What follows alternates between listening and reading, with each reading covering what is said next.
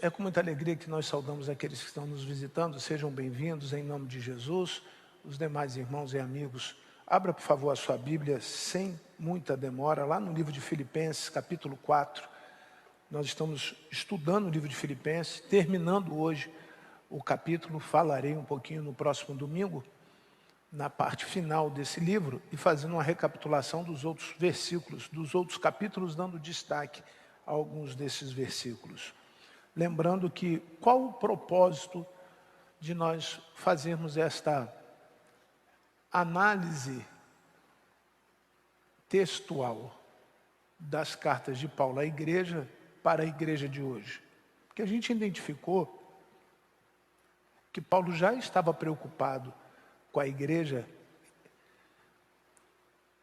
no aspecto da coletividade. Aquilo que você chama a igreja, que a gente chama de comunhão, vai além do pão e do vinho.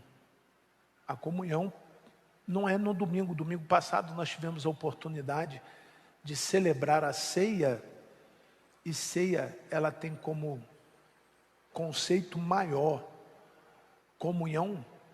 Então, Paulo estava preocupado com a comunhão além do pão e do vinho. O apóstolo Paulo, ele institucionou a ceia. Ele disse que nós deveríamos fazer isso porque seria uma forma de nós mostrarmos para as pessoas a nossa obediência a Cristo, porque era uma ordenança de Jesus. O apóstolo Paulo deixa claro para a igreja que o corpo somos nós, cada um seus membros, e Cristo é a cabeça. O apóstolo Paulo diz que quem governa a igreja é o próprio Deus, através de Jesus. E ele vem trazendo algumas recomendações institucionais, mas a maior preocupação do apóstolo Paulo eram com as pessoas. Você não pode negar que todas as vezes que ele mandava uma carta, ele mandava por alguém para alguém.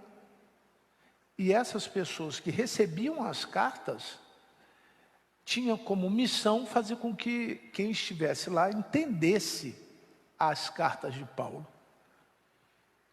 É óbvio que, e algumas vezes a gente repete isso, a visão paulina, ela traz a essência da igreja.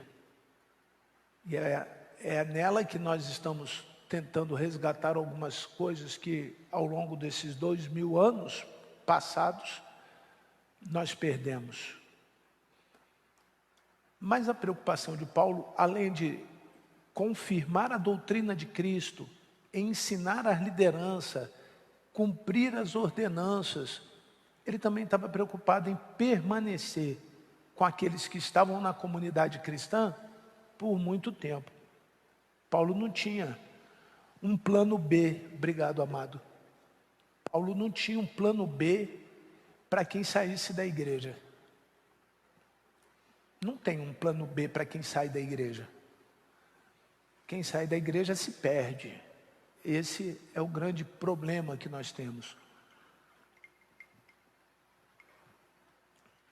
As pessoas que chegam à igreja e depois, por alguma razão, se decepcionam, deixam a convivência dos santos, se perdem. Muitos não se recuperam. Não têm a oportunidade de retornar. Então o apóstolo Paulo deixa, de alguma maneira, alguns cuidados. Nós já lemos o livro de Colossenses, estamos terminando agora o Filipenses. Próximo mês, agora fevereiro, nós vamos começar o livro de Efésios e vamos continuar fazendo com que a igreja entenda, ou pelo menos perceba, como que é importante o que nós fazemos aqui, para que de fato haja crescimento do mundo e o Cristo que nós queremos anunciar seja anunciado. Quando nós pensamos no tema da igreja, uma igreja que cumpre a missão indo até você, é porque ela está preocupada em fazer o que Jesus mandou, mas também preocupada com as pessoas que estão lá. Esse é o nosso principal objetivo. Muitas vezes nós pecamos com isso. E quando eu digo isso, por quê? Nós não conseguimos colocar em prática 100% daquilo que nós já aprendemos. Hoje, por exemplo, nós vamos ver 4 coisas que nos afastam uns dos outros, quando nós não tomamos cuidado com elas. Vamos ler os versículos. Vamos ler os versículos. Versículo 6, Filipenses 4, 6 até o verso 9. Não fiquem preocupados com coisa alguma, mas em tudo sejam conhecidos diante de Deus os pedidos de vocês pela oração e súplica com ações de graças. E a paz de Deus, que excede todo entendimento, guardará o coração e a mente de vocês em Cristo Jesus. Finalmente, irmãos, tudo que é verdadeiro, tudo que é respeitável, tudo que é justo, tudo que é puro, tudo que é amável, tudo que é de boa fama, se alguma virtude há, se algum louvor existe, seja isso o que ocupe o pensamento de vocês. Glória a Deus. O que também aprenderam, receberam e ouviram de mim, e o que viram em mim, isso ponham em prática. E o Deus da paz estará com vocês. E nós paramos aí o texto. Eu convoco, peço aos irmãos que leiam, façam essa leitura de uma forma íntegra, né? Todo o capítulo. É bom que você se contextualize. Hoje, um pouco antes de chegar aqui, eu recebi uma mensagem do Vida com Deus, porque eu abri o questionário hoje umas 4 vezes, porque eu achei que eu não tinha feito. Como o Espírito Santo fala, né? Eu falei, será que eu fiz? Aí abri, eu acho que eu fiz ontem 00:38. Então passei o dia todo preocupado. Preocupado é o que o texto está falando. Volta por favor, querida irmã Cristiane. Não estejais inquieto por coisa alguma. Às vezes nós achamos que nós ficamos ansiosos só pelas coisas ruins. Estamos com uma porção de problema, uma carga de problema muito grande, e é isso que está nos causando ansiedade. Não, às vezes são coisas boas. Eu percebo um comportamento muito diferente em algumas das pessoas que convivem comigo. Tem um comportamento, a Rosângela tem outro, o Felipe tem outro, o Lucas e a Sofia. Mas uma coisa que é muito comum, pelo menos nessa convivência familiar, quando você percebe que o outro está ansioso, ou preocupado, ou pelo menos com algum problema aparente, e eu quero que você destaque isso, nem sempre a causa da nossa ansiedade é aparente, as pessoas veem, às vezes as pessoas não veem, mas eu percebo que existe uma vontade de cooperar para que aquilo passe. Esse é o sentimento que nós precisávamos desenvolver em uma escala maior. Porque quando afirmamos que muitas vezes a nossa ansiedade não é por uma coisa ruim, você está aguardando uma promoção no trabalho. Imagina, alguém diz para você assim, você vai ser promovido no trabalho. Isso não vai, é uma coisa boa, mas vai gerar também ansiedade. Ou então, depois de um tempo, você concluiu um curso e alguém diz para você assim, olha, você foi aprovado, agora você vai ter o seu certificado de conclusão. Isso não é bom, mas também causa o quê? Ansiedade. O que Paulo está falando? Não fique preocupados, inquietos, ansiosos por coisa alguma. Nem pelas coisas boas e nem pelas coisas ruins. Pelas coisas ruins ainda a gente tem uma justificativa, mas aí eu gosto da Bíblia, porque a Bíblia ela não só te aponta a dor, mas te aponta a solução para a dor. Vocês concordam comigo? Concordam comigo, sim ou não? Vamos ver o que Paulo fala ali. Mas em tudo sejam conhecidos diante de quem? De Deus. Primeira solução para você não ficar inquieto com nada. Fala tudo para Deus. Não esconda nada para Deus. Conversa mais com Deus. Abra o seu coração para Deus. tanto pelas coisas boas como pelas coisas ruins. Ele dá uma direção para onde a nossa ansiedade tem que ir. Não quero entrar aqui em fatores, que eu separei aqui fatores neurológicos que vão trazer problemas fisiológicos, nada disso. Mas eu queria, baseado no que eu estou lendo, entender o que eu devo fazer com a minha inquietude, com a minha preocupação. Eu preciso falar com quem? Falar com Deus. Mas lembra qual é a proposta? A proposta da nossa atividade de hoje, do nosso culto, é diminuir o estresse social que às vezes a gente tem. Então, meu amado, quando alguém tiver a oportunidade de te procurar para pedir oração para você, e muitas vezes isso é uma prática rara, porque as pessoas não conseguem confiar mais umas nas outras, elas não abrem mais o seu coração umas com as outras, elas não confiam mais os seus sentimentos uns com os outros, porque ela não sabe se amanhã isso vai estar numa linha de transmissão, no WhatsApp, ou até mesmo de alguma maneira num meme no grupo da igreja. Mas quando alguém lhe procurar para orar, esteja disposto e pronto para orar. Esteja disposto e pronto para ouvir, somente ouvir. Torne você visível, aquilo que Paulo fala no versículo 9, se vocês entenderam o que eu falei para vocês, e vocês agora estão vendo que eu faço isso, façam vocês também, vocês vão ver isso no versículo 9. Mas o comportamento, muitas vezes, frustrante, é quando você conta alguma coisa que aconteceu com você, para alguém, e alguém não respeita o silêncio. Isso é muito ruim, isso afasta as pessoas da gente. Quando você recebe alguém para orar, na semana em que nós tivemos a responsabilidade de orarmos uns pelos outros, alguns casais assumiram essa responsabilidade, não sei quantos se lembram dessa responsabilidade. Eu sei daquilo que hoje pode ser causa de tristeza, ansiedade do Newton e da Sandra, que é o casal que eu estou orando. Mas eu não vou contar para você. Eu não vou falar para ninguém. Eu não vou expor a fragilidade deles para ninguém.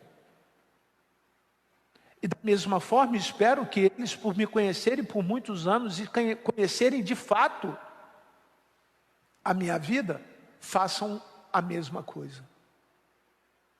Todos nós precisávamos perceber que Paulo estava querendo dizer o seguinte: olha, quando alguém te chamar lá no ciclo de oração e pedir oração por um pecado, guarda o pecado com você. Quando pedir oração por uma bênção, uma prosperidade, sabe, uma vez eu lembro que o pastor Jorge chegou para mim ali atrás e falou assim, agora eu posso falar porque ele já falou, vou falar para você, mas não é para você contar para ninguém. Eu ganhei um apartamento. Tá bom. Mas depois eu entendi por que ele queria que eu guardasse essa informação. Além da gratidão, e eu sou muito grata dele pela confidência, porque ele queria ter a oportunidade de externar isso para o coletivo. Há algum problema alguém ganhar um apartamento? Um carro? O dia que ele ganhou o carro, ele pegou a chave e balançou assim. Eu acho interessante que algumas pessoas têm esse... Pastor, você ora pelo carro? Eu oro pelo carro, pelo apartamento, pelo fogão, pela geladeira. A minha queimou hoje, ontem. Que coisa louca. Eu oro. Mas lembra que muitas vezes você não tem a mínima noção de quanto que é importante quando alguém te conta alguma coisa. Quer ver uma outra coisa que gera constrangimento? Pastor, ora pela minha enfermidade. Tem pessoas que não gostam. Elas se sentem constrangidas. Pastor, ora pelo momento em que eu me encontro de dificuldade financeira, eu preciso da cesta básica da igreja. Tem pessoas que não gostam de revelar as suas necessidades financeiras. Não há exceção para a minha preocupação, meu irmão.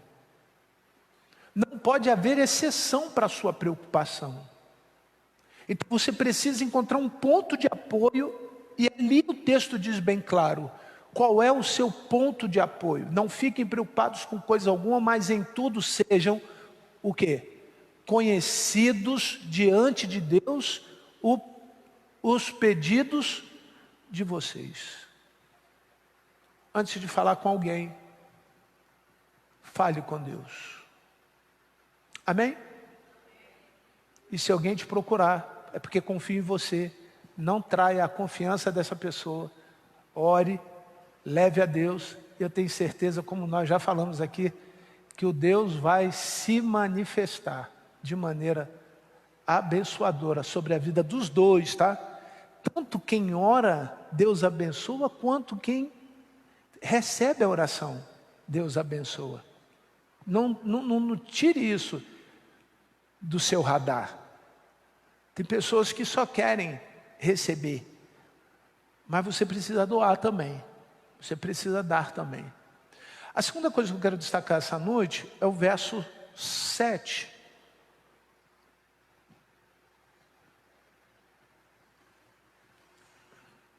E a paz de Deus. O que é a paz de Deus?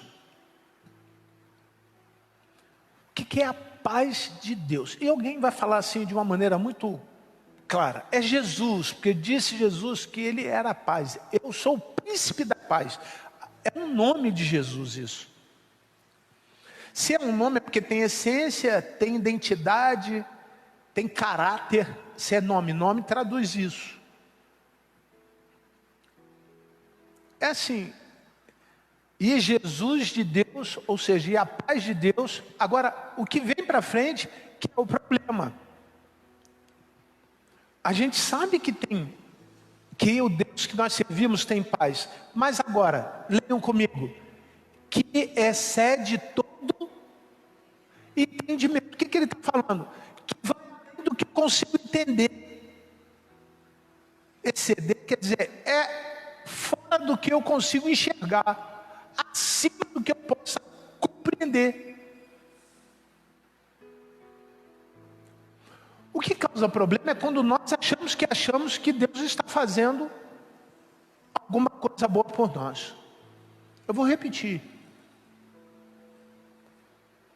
Em determinados momentos, parece que nós estamos vivendo calmaria. Calmaria quando tem uma embarcação no mar e não tem vento, fica lá o barco paradinho. A gente acha que isso é paz. Isso não é paz. Posso garantir a vocês que muitas vezes a pessoa está na guerra. E eu dou o exemplo de Davi, estava na guerra contra Golias, e em nenhum momento ele deixou transparecer para Golias que ele não tinha paz. Por quê? A paz é a presença de Deus. Às vezes a tua vida não está paradinha, está calma, mas não é paz. Uma outra confusão. Às vezes nós achamos como uma aeronave, um avião. Um avião comercial decola do Santos Dumont em direção até Brasília, leva aí em torno de 1h20, 25 minutos, e ela chega numa altura de cruzeiro, ela já está quase 1000 km/h. Mas você dentro da aeronave acha que está o quê? Paradinho. Lá fora a coisa está assim.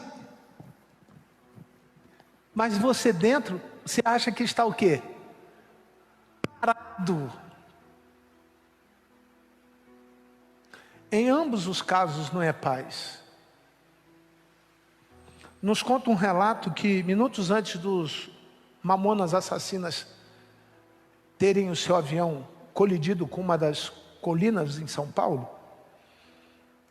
que um deles estavam rindo, brincando, pulando, e eles achavam que estavam felizes, eles transmitiam paz. Por que eu estou dizendo isso? Porque a falsa sensação de paz traz problema entre as pessoas. Tem gente que, não tendo paz, ele só te perturba até tirar sua paz. Tem pessoas que nunca tiveram esse sentimento, então elas não gostam de ver você em paz. E são hábeis, eles são habilidosos em fazer isso.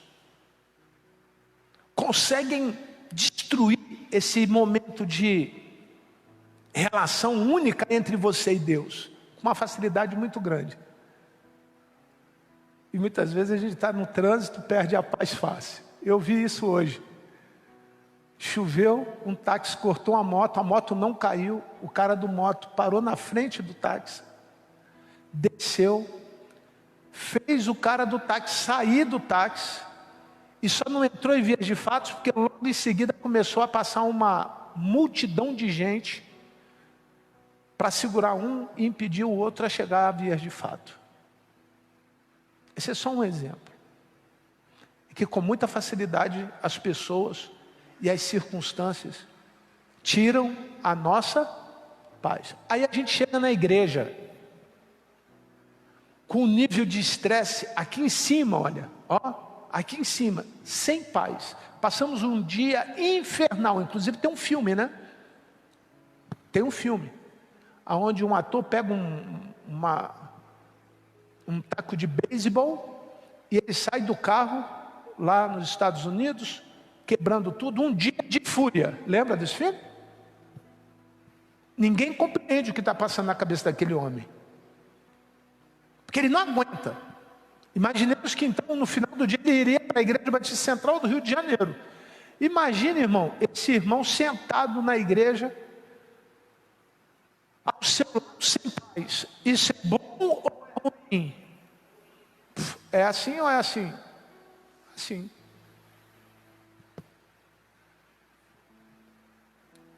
Nós precisamos lidar com isso. Nós precisamos saber entender o limite do outro. Mas não podemos perder a nossa paz. E isso não afasta as pessoas? Ela chega sem paz, você vai e ajuda, dizendo para ela, não vem hoje não, que eu também não estou bom. Se você está virado, eu também estou. Negócio de estar virado, eu também estou, isso é feio, né? Negócio de virado aí é para outras religiões, a nossa não, graças a Deus. Você compreende? Você precisa ter o discernimento para entender que muitas vezes quem está do teu lado passou um dia infernal, é um dia de fúria, mas ele veio à igreja e você precisa passar para ele a sua paz. Se você não tem, você não dá. E se você não tem, você vai ser com certeza levado de alguma maneira a fazer essa pessoa a deixar o Evangelho. Se não, você mesmo vai deixar o Evangelho, porque normalmente quando isso acontece, você não consegue mais conviver com a pessoa. Tem uma pessoa que já foi membro aqui, e ela, numa certa ocasião, disse para mim assim: pastor, sabe por que eu não volto para a igreja? E ela deu os motivos dela, disse: enquanto aquele irmão estiver lá, eu não volto. Falei: Jesus, mas foi tão sério assim? Imagine se os dois morressem no mesmo dia, e os dois foram lavados e remidos pelo sangue de Jesus, e os dois chegassem na fila do céu, um atrás do outro, ou um após o outro, e Jesus aproveitasse aquela oportunidade e perguntasse: fulano, você está disposto a viver uma eternidade ao lado desse ciclano aqui? Imagine se ele respondesse: não, eu não vou mais lá no céu, porque isso não é ruim, isso não é triste. Mas isso acontece. Isso acontece. Isso na verdade tem nome. Isso na verdade, Paulo estava dizendo, olha, a paz de Deus, que excede todo entendimento, é a paz de Deus, vai evitar uma porção de coisa entre vocês. Consequentemente, o versículo diz, guardará o coração e a mente de vocês aonde? Em Cristo Jesus. O dia que você chegar aqui e eu não estiver nos dias melhores, ou nos meus melhores dias, lembre do versículo, Filipenses 4:7. Senhor, guarda minha mente e o meu coração, porque o pastor hoje não está bom não. O pastor hoje está grosseiro, me deixou de lado, não me deu bom dia, passou, não me abraçou, não falou nem comigo. Parece que há alguma coisa estranha entre mim e ele. Não, irmão, pode ser apenas uma impressão. E caso você tenha essa impressão, irmão, me chama. Fala, vem cá, o que eu fiz? O senhor passou já para lá, para cá, não me deu abraço, não me deu beijo, e não falou nem o meu nome, não conversou comigo um segundo sequer. O que aconteceu? Não vai para casa sem saber o que aconteceu. Porque certamente eu vou dizer para você assim, irmão, não aconteceu nada, me desculpe, foi um descuido da minha parte. Vem aqui, eu abraço, vem aqui, eu lhe beijo. A ausência muitas vezes do carinho, do chegar até o irmão, faz com que ele se distancie cada vez mais. Isso pode servir para quem está perto de você, para quem está no banco da frente, para quem está na galeria, para quem usa a sua vida no evangelho. Sabe o quanto que é importante muitas vezes você perceber que o teu coração e a sua mente estão realmente protegidos com a paz de Deus. Estão revestidos da paz de Deus. Porque sem ela você não consegue viver. Garanto a você que você vai viver muito melhor se você levantar em paz e deitar em paz. Você vai até dormir melhor. Você vai comer melhor. Você vai conseguir viver melhor. Você vai conseguir ver o sol melhor, a chuva melhor. Você vai ver as suas dívidas melhor. Você vai ver a sua enfermidade melhor. Porque quando você tem paz, essas coisas são secundárias. Porque Deus vai estar guardando a sua mente e o seu coração em Cristo Jesus. Amém? Está com problema com a paz? É igual sabedoria. Pede a Deus que Ele dá.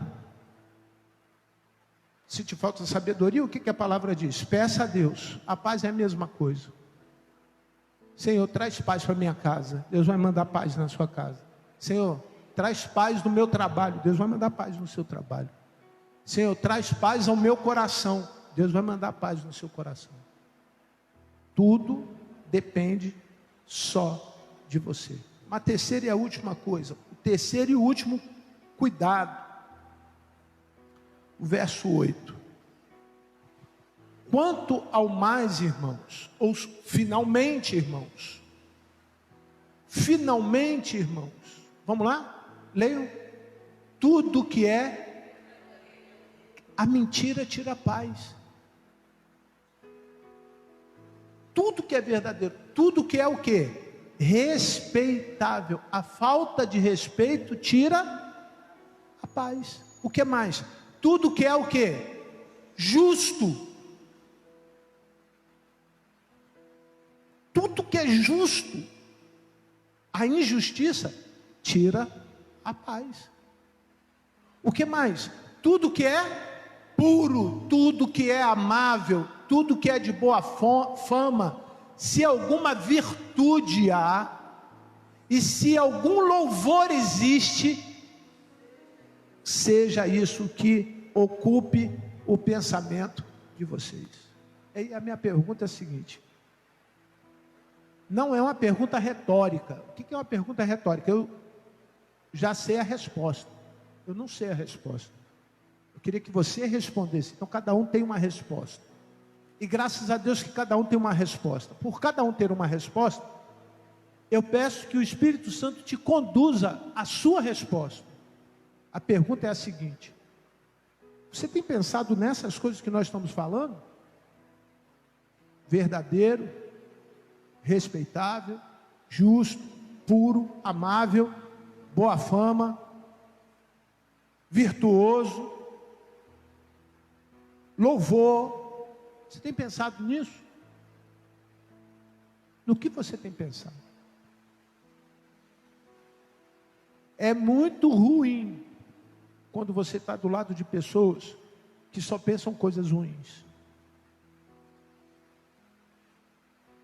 Eu separo um ponto que eu acho que é importante você entender: o seguinte: a igreja não é positivista. Positivista é uma corrente filosófica que entende que as coisas que dão certo estão dando certo por uma tendência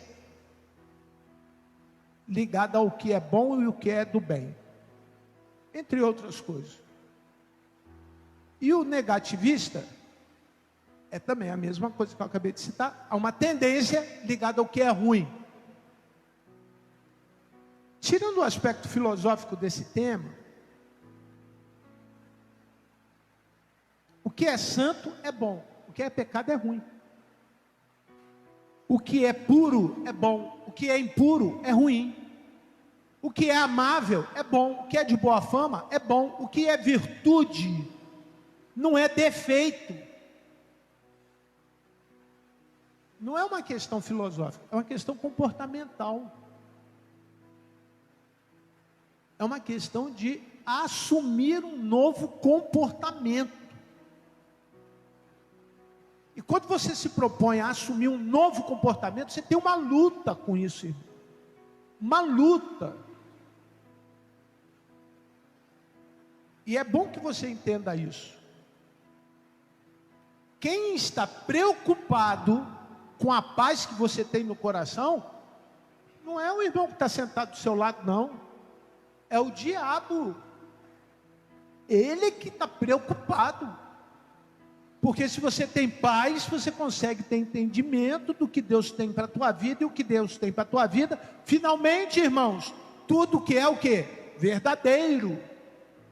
Finalmente, irmão, agora você vai pensar no que é respeitável. Finalmente, irmão, agora você vai dedicar a sua vida naquilo que é justo, ligado à justiça do reino. Finalmente, irmão, o que é de boa fama. Não precisa você estar fazendo, basta alguém achar que você está fazendo alguma coisa, isso já não é bom. Você já deve deixar de lado. Fugir da aparência de quem? Do mal. Não precisa fazer, basta alguém achar que está fazendo. Quando você se coloca nesta condição, vou lhe dizer uma coisa: a paz aumenta, o entendimento dessas coisas aumenta e o seu relacionamento com Deus aumenta. Agora, olhando o contrário, se vivemos num meio onde as pessoas têm hábito de mentira, hábito de desrespeitar as pessoas, hábito de serem injustas umas com as outras, de terem uma mente impura, não são amáveis, não são de boa fama, o testemunho zero. Eu vou abrir um parênteses. Eu fui por conta de um compromisso num lugar, e eles foram homenagear a mãe de uma escola de samba do Rio de Janeiro. Mãe de Dina não sei o que lá o nome. E quando chegou, a primeira coisa que a pessoa com quem eu estava disse assim: o pastor vai orar pela senhora. Normalmente essas figuras estão ligadas a outras religiões. E ela falou assim: é bem-vindo, o senhor é muito bem-vindo, pode orar por mim. Qual o testemunho que você tem dado onde você está? Além do que você faz, as pessoas sabem que você é crente? Na década de 80 tinha muita gente que assumia. Na década de 90 tinha metade dessa gente que assumia. No ano 2000, menos da metade assumiam que eram crentes. Hoje é muito difícil as pessoas assumirem: eu sou de Jesus. Porque tem preço. Você paga um preço por isso. Há 10 anos atrás, a maioria dos artistas queriam cantar músicas gospel. Vocês lembram disso? Alguns se converteram de verdade. Hoje nós estamos vendo o caminho inverso. Muita gente que cantava música gospel fazendo coisas que é inadmissível à luz da palavra de Deus. Nós não estamos fazendo nenhum manual à parte. Nós estamos dizendo o seguinte: ó, nós não temos como conviver com vocês praticando as coisas que Deus disse que não é para serem praticadas. Essas coisas são muito ruins. Eu não preciso estar no meio disso. A igreja precisa entender isso, que nós estamos num caminho inverso do mundo. O mundo está indo para o mal, nós estamos vindo para o bem. O mundo caminha para o inferno, nós estamos caminhando para o céu. O mundo não tem moral, nós temos que ter alguma moral. As pessoas têm que respeitar você. Por mais simples que seja, você tem o Espírito de Deus dentro de você. Você carrega Jesus dentro de você. Você tem as marcas de Cristo em você. O mundo pode não aceitar você fazendo o que eles fazem, mas eles não vão aceitar você não ser o que você é. Pode ter certeza que muitas vezes essa crise de identidade cristã faz com que você se preocupe em ser de verdade de Cristo. Esse é o nosso desejo. Porque se as pessoas que estão aqui forem de Cristo, irmão, nós falamos há pouco, e nós vamos cantar agora. A igreja cresce, ela não para. Ela não para. O inferno não prevalece, o Coliseu não prevalece. A igreja não para quando ela dá testemunho de Jesus. Quando ela dá testemunho de Jesus. O verso 9, os que puderem, por favor, leiam comigo. O que também aprenderam, receberam e ouviram de mim. Amém? Amém? Paulo está falando. E o que viram em mim, e isso ponham em prática, e o Deus da paz estará o quê? Com vocês. Quem sabe nessa noite você esteja aqui querendo a paz de Deus. Basta abrir o seu coração para Jesus. Adore ao Senhor. Peça ao Senhor para que Ele cresça no seu coração, que te dê entendimento e que você seja um instrumento de Deus para que as pessoas, quando chegarem aqui, verem a bondade, a misericórdia, o amor do nosso Senhor e Salvador Jesus Cristo através da sua vida. Vamos adorar o Senhor.